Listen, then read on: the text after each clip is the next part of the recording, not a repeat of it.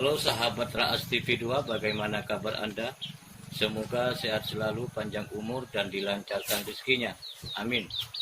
Assalamualaikum warahmatullahi wabarakatuh. Kembali lagi dengan saya Mas Ompong tentunya di Raas TV 2 yang mereaction video-video tentang misteri, mistis, legenda, dan sejarah, baik sejarah agama, sejarah bangsa, baik dalam negeri maupun luar negeri. Dan kali ini saya akan mereaction satu video dari Sejarah dan Kitab Suci channel. Jangan lupa guys, subscribe Sejarah dan Kitab Suci channel yang berjudul 50 candi di Pulau Jawa yang layak dikunjungi. Dan candi apakah yang layak kita kunjungi? Mari kita tonton bersama-sama, qiraat bersama-sama atau nyimak bersama-sama. Mari kita mulai. Dan di mana saja candi-candi ini berada, berikut 50 candi di Pulau Jawa yang layak untuk kamu kunjungi.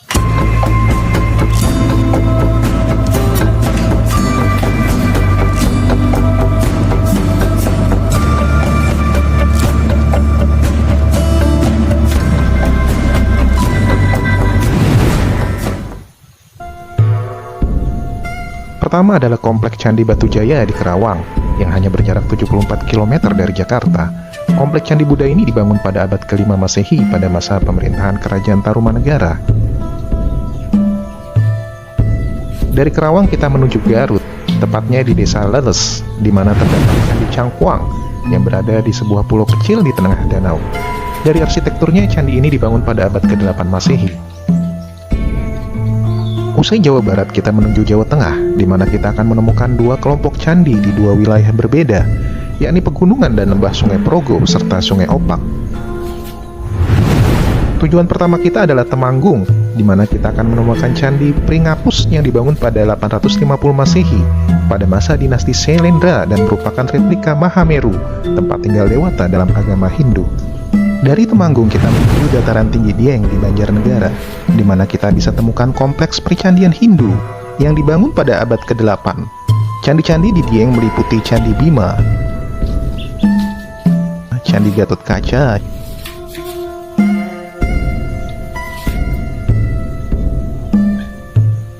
Candi Setyaki, Candi Arjuna, Candi Srikandi, Candi Sembadra,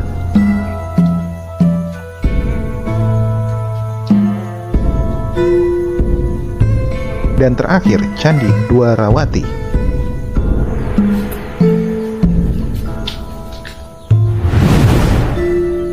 Dari Dieng kita turun kembali menuju lereng selatan Gunung Ungaran di wilayah Kabupaten Semarang.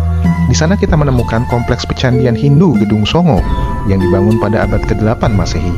Kompleks pecandian ini cukup luas dan berada di lereng gunung yang menanjak. Jadi persiapkan fisik Anda sebelum mengunjunginya.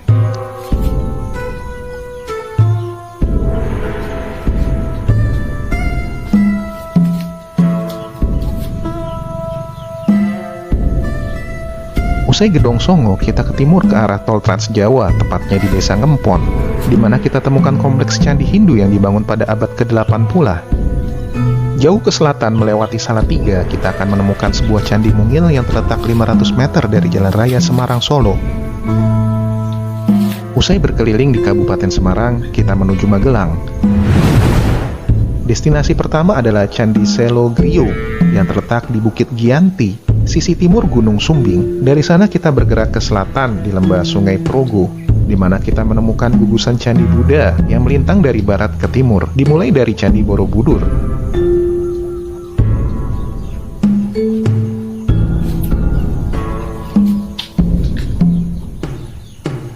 Pawon,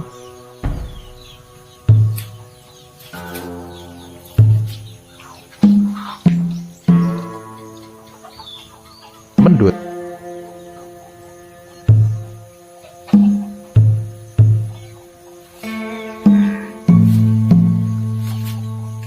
dan Ngawen. Candi-candi ini dibangun pada abad ke-8 pada masa pemerintahan dinasti Shailendra. Dari lembah Sungai Progo kita menuju ke lembah Sungai Opak, tepatnya di perbatasan Sleman dan Klaten. Di sini kita menemukan kompleks Candi Prambanan. Candi Prambanan atau Siwagrah terdiri dari 3 candi utama, yakni Candi Siwa, Candi Brahma, dan Candi Wisnu. Candi-candi ini merupakan candi Hindu yang dibangun oleh Rakai Pikatan pada pertengahan abad ke-9. Sisi utara Prambanan merupakan wilayah Klaten. Di sana kita menemukan gugusan candi Buddha, mulai dari Candi Lumbung, Bubrah, dan Sewu. Ketiga candi ini lebih dulu dibangun dari Candi Prambanan, sekaligus menunjukkan peralihan agama para Raja Medang dari Buddha ke Hindu. 1,5 kilometer dari Candi Sewu terdapat candi kembar di kompleks Candi Pelausan Utara. 600 meter dari Jalan Raya Jogja Solo kita akan kembali menemukan Candi Buddha bernama Candi Sojiwan. Candi ini dibangun sebagai monumen pendarmaan bagi permaisuri Rakai Pikatan, yakni Pramodawardhani.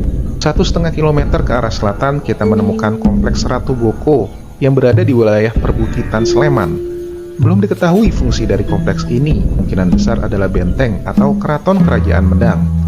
Tenggara Ratu Boko terdapat Candi Barong yang merupakan candi Hindu yang dibangun pada tahun 860 Masehi. 400 meter di bawahnya terdapat sebuah candi Buddha mungil bernama Candi Banyunibo. Candi ini dibangun pada abad ke-9. Naik kembali ke atas bukit, kita akan menemukan kompleks Candi Ijo yang dibangun pada abad ke-11. Kembali ke Jalan Raya Jogja Solo, kita menemukan Candi Sari. Candi Buddha ini dibangun pada tahun 778 dan merupakan vihara bagi para pendeta Buddha. 700 meter sebelah selatan kita menemukan Candi Kalasan yang merupakan tempat suci bagi bodhisattva wanita dan dibangun oleh Rakai Panangkaran di masa yang sama dengan Candi Sari. 2,3 km dari Jalan Raya Jogja Solo terdapat Candi Sambisari. Candi Hindu ini diperkirakan dibangun oleh seorang Raja Medang bernama Rakai Garung pada abad ke-9 Masehi.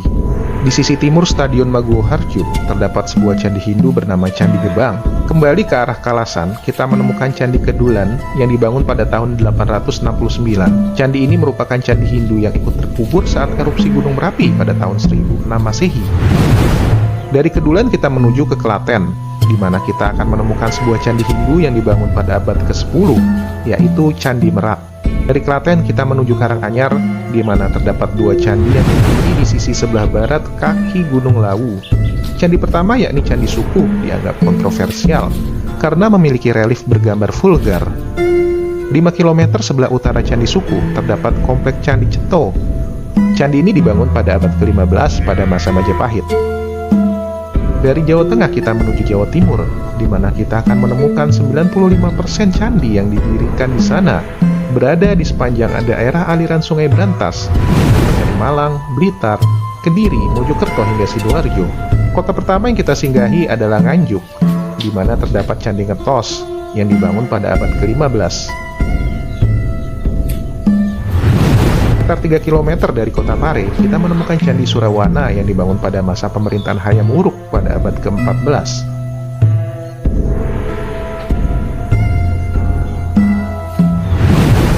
Di Jombang, kita juga menemukan Candi Rimbi yang terletak di daerah Pulau Sari.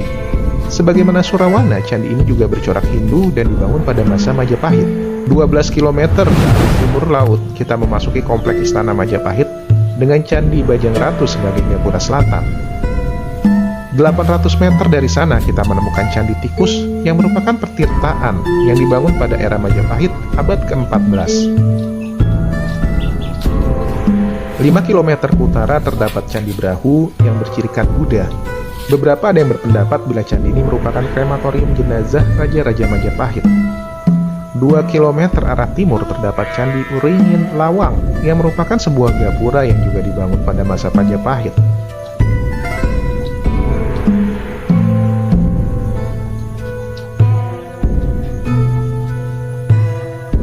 Situs selanjutnya yang tidak begitu dikenal adalah Gunung Penanggungan.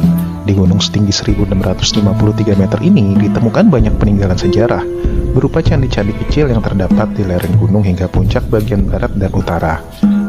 Setidaknya terdapat 130 situs purbakala di Gunung Penanggungan, berupa pundan berundak, gua pertapaan, gapura, serta pemandian dan jalan kuno. Paling terkenal adalah situs Petirtaan Jolotundo yang kemungkinan dibangun pada tahun 977 Masehi. Selain itu juga ada Gapura Jedong yang berada di kaki gunung sebelah utara. Situs lainnya adalah Candi Kendali Sodo yang merupakan sebuah pundan berundak yang berada di puncak Bekel, serta Candi Belahan yang berada di sisi timur Penanggungan.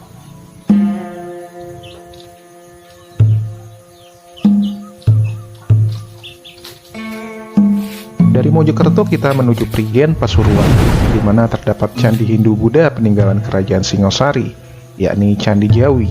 Candi ini dibangun sebagai penghormatan kepada Raja pertama Majapahit, Kertanegara. 11 km arah timur laut terdapat Candi Gunung Gangsir yang memiliki arsitektur unik perpaduan Candi Jawa Tengah dan Jawa Timur. Di Sidoarjo kita juga menemukan Candi Pari yang kemungkinan besar dibangun pada masa pemerintahan Hayam Wuruk. 95 km ke arah timur, tepatnya di Paiton, Probolinggo, terdapat Candi Jabung yang merupakan sebuah candi Buddha, sekaligus tempat pemakaman seorang keluarga Raja Majapahit, Bre Gundai. Dari Probolinggo kita menuju kota Malang, di mana kita menemukan Candi Singasari yang bercorak Hindu-Buddha. Sebagaimana Candi Jawi, Candi Singasari juga dibangun untuk menghormati raja terakhir Kerajaan Singasari, Kartanegara. Tidak jauh dari Candi Singasari terdapat Candi Sumber Awan yang hanya berupa sebuah stupa. Kemungkinan besar candi ini dibangun pada masa Majapahit. 21 km ke arah tenggara, tepatnya di kaki Gunung Semeru, terdapat Candi Jago yang bercorak Buddha. Candi ini dibangun oleh Kertanegara sebagai penghormatan terhadap ayahnya Wisnuwardana. 6,5 km ke barat daya terdapat Candi Kidal yang dibangun untuk menghormati Raja kedua Singasari, yakni Anuspati, yang tewas dalam perebutan tahta kerajaan. Arah barat Candi Kidal, tepatnya di lembah Gunung Tidar, terdapat Candi Badut yang dibangun pada tahun 760 Masehi. Tidak seperti candi lain di Jawa Timur, Candi Badut memiliki arsitektur yang mirip dengan candi-candi di Jawa Tengah, menunjukkan bila candi ini merupakan salah satu candi tertua di Jawa Timur. Masuk ke wilayah Blitar, kita akan menemukan sebuah gapura kecil bernama Candi Pelumbangan yang dibangun pada tahun 1120. Di sebelah barat Candi Pelumbangan terdapat Candi Sawentar yang merupakan bangunan suci agama Hindu yang dibangun pada awal masa Kerajaan Majapahit. 10 km barat laut Candi Sawentar terdapat kompleks Candi Penataran. Candi ini dibangun pada masa Kerajaan Kediri sekitar tahun 1200. Di bagian depan kompleks terdapat Candi Candra Sengkala, sedang bangunan utama candi berbentuk pundan berundak. Candi terakhir yang layak dikunjungi adalah Candi Kali Cilik yang berada di Kecamatan Pongok, Blitar. Berdasarkan inskripsi di dinding candi, kemungkinan candi ini dibangun pada masa pemerintahan Ratu Tribuana Tunggadewi dari Kerajaan Majapahit pada tahun 1349 Masehi. Demikianlah 50 candi yang layak kamu kunjungi di Pulau Jawa. Kamu bisa mendapatkan lokasi setiap candi pada link yang kami sertakan di bagian deskripsi. Jangan lupa subscribe channel ini. Saya menonton satu video yang berjudul 50 candi di Pulau Jawa yang layak dikunjungi. Dari Sejarah dan Kitab Suci Channel. Jangan lupa guys, Sejarah dan Kitab Suci Channel. Saya sangat berterima kasih kepada teman yang telah merekomendasikan video ini untuk saya reaction. Dan juga saya berterima kasih kepada Sejarah dan Kitab Suci Channel. Dengan video ini yang sangat-sangat menambah wawasan untuk saya dan pengetahuan untuk saya. Dan semoga video ini juga bermanfaat untuk Anda, menambah wawasan untuk Anda. Dan jangan lupa guys, like and share and subscribe Raas TV 2 yang mereaction video-video tentang mistis, misteri, legenda, sejarah, baik sejarah agama maupun sejarah bangsa. Kiranya cukup sekian perjumpaan kita. Sampai jumpa lagi di video berikutnya. Wassalamualaikum warahmatullahi wabarakatuh.